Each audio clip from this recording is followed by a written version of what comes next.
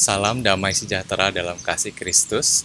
Buat Bapak Ibu, saudara-saudara yang bergabung pada kesempatan kali ini, kita akan membaca dan merenungkan firman Tuhan bersama dalam acara pemahaman Alkitab Komisi Lansia. Sebelum itu mari kita mohon hikmat Tuhan di dalam doa.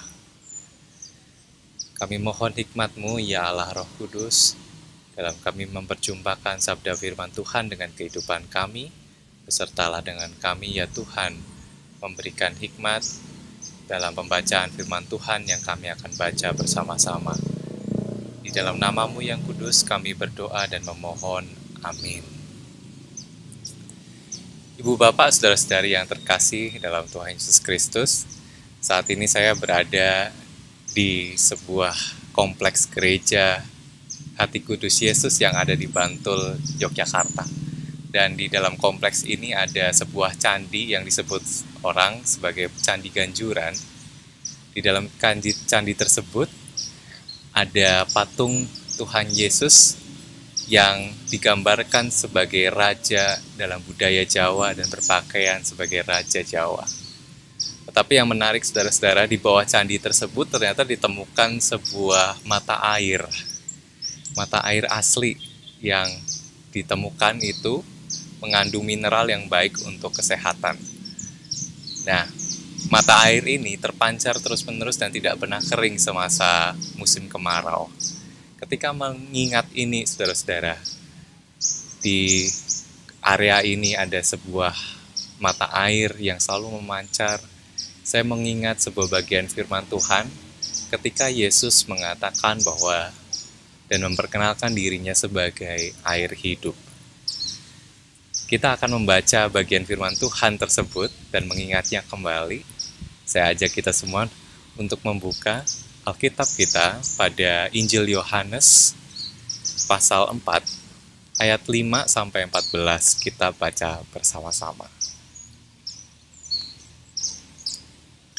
Maka sampailah ia di sebuah kota di Samaria yang bernama Sychar, dekat tanah yang diberikan Yakub dahulu kepada anaknya Yusuf. Di situ terdapat sumur Yakub. Yesus sangat letih oleh perjalanan. Karena itu ia duduk di pinggir sumur itu. Hari kira-kira pukul 12, dan maka datanglah seorang perempuan Samaria hendak menimba air. Kata Yesus kepadanya, "Berilah aku minum." Sebab murid-muridnya telah pergi ke kota memberi makanan. Maka kata perempuan Samaria itu kepadanya, "Masakan engkau, seorang Yahudi, minta minum kepadaku seorang Samaria? Sebab orang Yahudi tidak bergaul dengan orang Samaria." Jawab Yesus kepadanya, "Jikalau engkau tahu tentang karunia Allah, dan siapakah dia yang berkata kepadamu, 'Berilah aku minum,' niscaya engkau telah meminta kepadanya, dan ia telah memberikan kepadamu air hidup." Kata perempuan itu kepadanya, "Tuhan, engkau tidak punya timba dan sumur ini amat dalam. Dari manakah engkau memperoleh air hidup itu? Adakah engkau lebih besar daripada bapa kami Yakub, yang memberikan sumur ini kepada kami, dan yang telah meminum sendiri dari dalamnya, ia serta anak-anaknya dan ternaknya?" Jawab Yesus kepadanya, "Barang siapa minum air ini, ia akan haus lagi.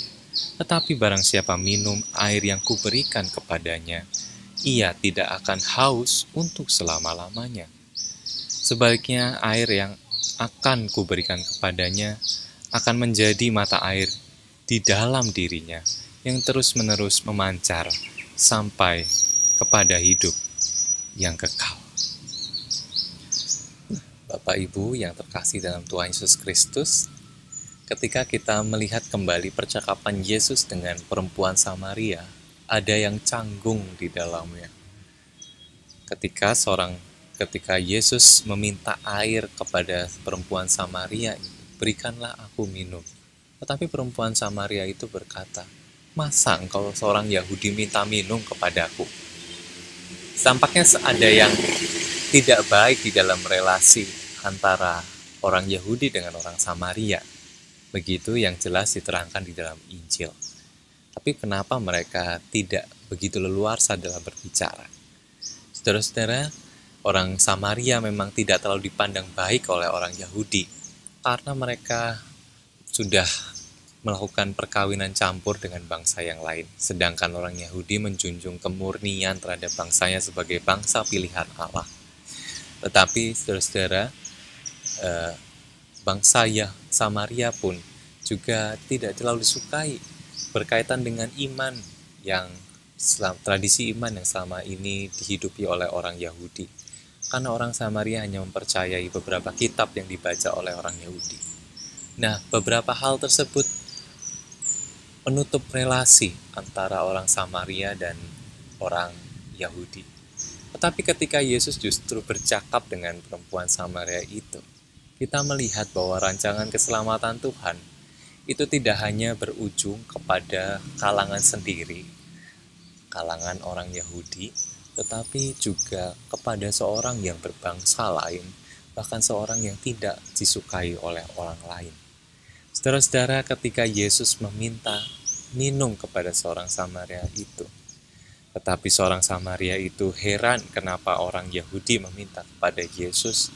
Yesus katakan, "Jikalau engkau tahu tentang karunia Allah dan siapakah Dia yang berkata kepadamu, berilah aku minum, niscaya engkau telah meminta padanya dan memberikan kepadamu air hidup." Di sini saudara-saudara kita mengenal kembali dan mengingat kembali Yesus yang menggambarkan dirinya sebagai air hidup dan yang bisa memberikan itu kepada perempuan Samaria ini. Perempuan Samaria ini tentu masih berpikir bahwa air yang dimaksud itu adalah air yang bisa kita minum sehari-hari. Dan ketika kita minum itu, kita tidak haus lagi, kita tidak ingin minum lagi. Tetapi yang dimaksud Yesus bukan sekedar itu. Tetapi bagaimana dia memandang hidupnya dan memandang hal yang lebih besar daripada itu, yaitu kekekalan.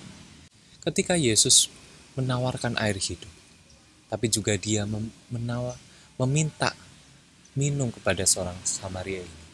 Percakapan ini saudara-saudara, kalau kita lihat kembali, menariknya seperti percakapan dan mencoba tawar-menawar untuk sepakat terhadap sebuah tukar-menukar. Kita mengenalnya dengan bahasa barter, saudara-saudara. Perempuan Samaria itu diminta Yesus untuk memberikan air minum. Dia diminta Yesus untuk memberikan hidupnya, bagian dari dirinya kepada Yesus.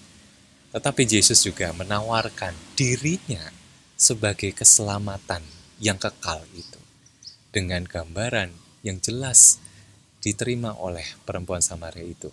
Yesus adalah air hidup itu sendiri.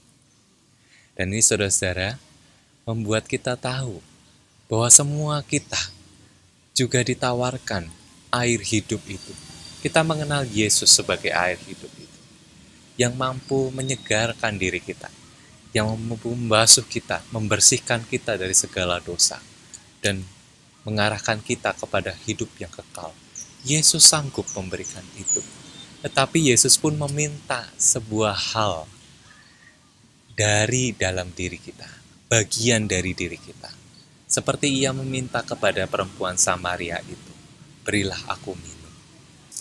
Dia meminta diri kita agar dipercayakan sungguh kepadanya. Maka ia pun akan memberikan air hidup itu.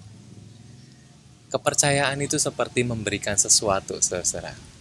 Memberikan diri kita kepada Tuhan, percaya sepenuhnya kepada Tuhan. Lalu Tuhan seperti pancaran air hidup yang bisa kita nikmati dan kita minum setiap hari, kita konsumsi setiap hari. Dan itu membawa kesegaran bagi jiwa kita.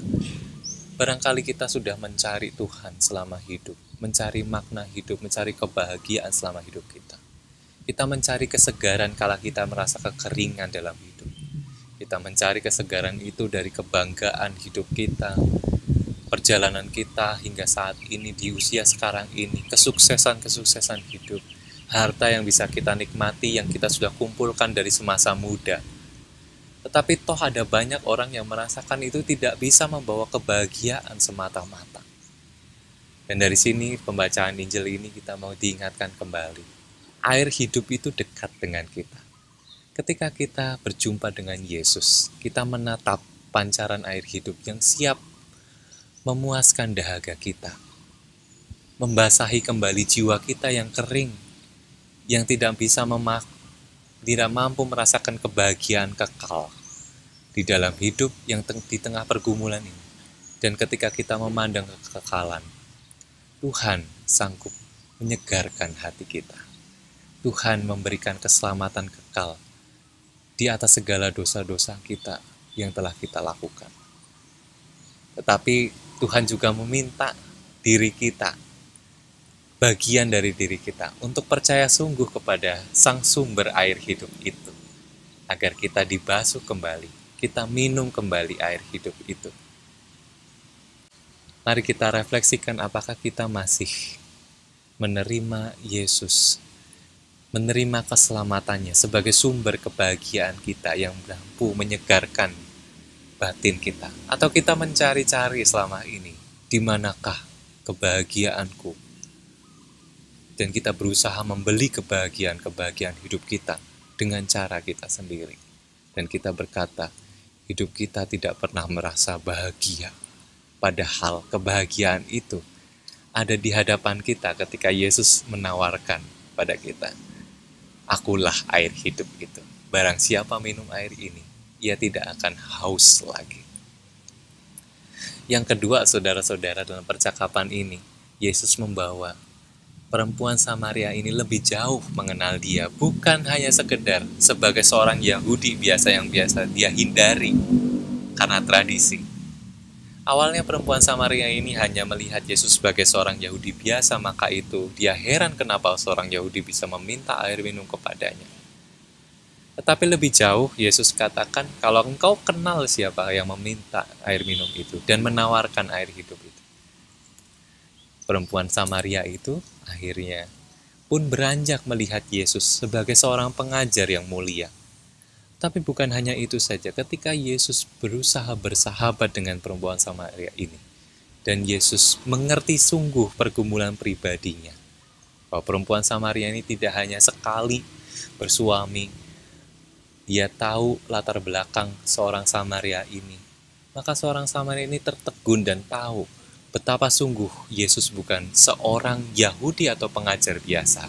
Dia adalah Mesias, Juru Selamat yang sedang menawarkan air kehidupan itu bagi jiwanya yang kering itu. Maka dengan pengenalan sungguh, saudara-saudara, ketika kita berusaha dan bersedia memberikan hidup kita kepada Kristus, kita akan merasakan pancaran air sumber dari Kristus, air hidup itu.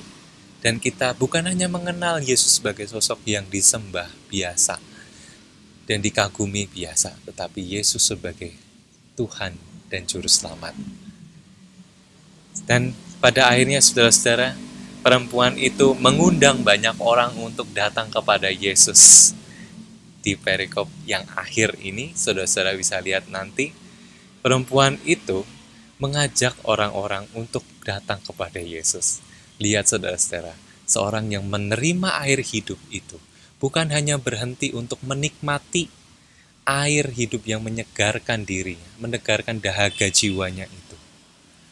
Iman percaya bukan hanya bisa dinikmati oleh diri sendiri, tetapi iman percaya itu selalu menular kepada orang lain dan mendorong diri kita untuk mewartakan Injil keselamatan Allah kepada semua orang, bukan hanya kepada diri sendiri.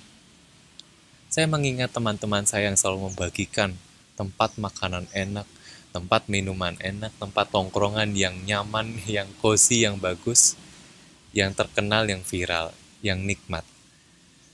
Saya pernah bertanya pada teman saya yang sering membagikan itu, emang kamu di-endorse, emang kamu didukung oleh resto-resto itu, kafe-kafe itu, untuk membagikannya? Dia jawab, tidak, saya hanya ingin membagikannya. Loh, kenapa kamu ingin membagikannya? Karena saya ingin orang lain juga menikmati sama bahagianya dan sama enaknya ketika saya menikmati makanan-makanan yang saya bagikan. Saudara-saudara, betapa sungguh membagikan Injil Tuhan, warta baik itu tidak perlu karena kita merasa telah mendapat keuntungan. Tetapi kita melihat dalam percakapan Yesus dengan perempuan Samaria. Perempuan Samaria yang sudah merasakan sungguh, yang sudah menerima Yesus sebagai Tuhan dan Juru Selamat, yang sebagai air hidup yang menyegarkan dirinya. Ia tidak perlu kompromi dengan apa yang kira-kira aku diuntungkan atau tidak ya. Tetapi dia dengan sungguh didorong oleh kuasa Roh Kudus untuk mewartakan itu kepada orang lain, supaya orang lain juga percaya kepada Yesus. Ketika kita menerima air hidup itu, kita pun didorong untuk membagikan air hidup itu. Ketika kita mau memberikan diri kita dan percaya kepadanya, kita menyatu dengan sang air hidup itu, nadi dan batin kita. Dan kita didorong terus-menerus untuk mewartakan Dia sebagai Tuhan dan Juru Selamat yang menyegarkan setiap orang yang telah keruh oleh dosa.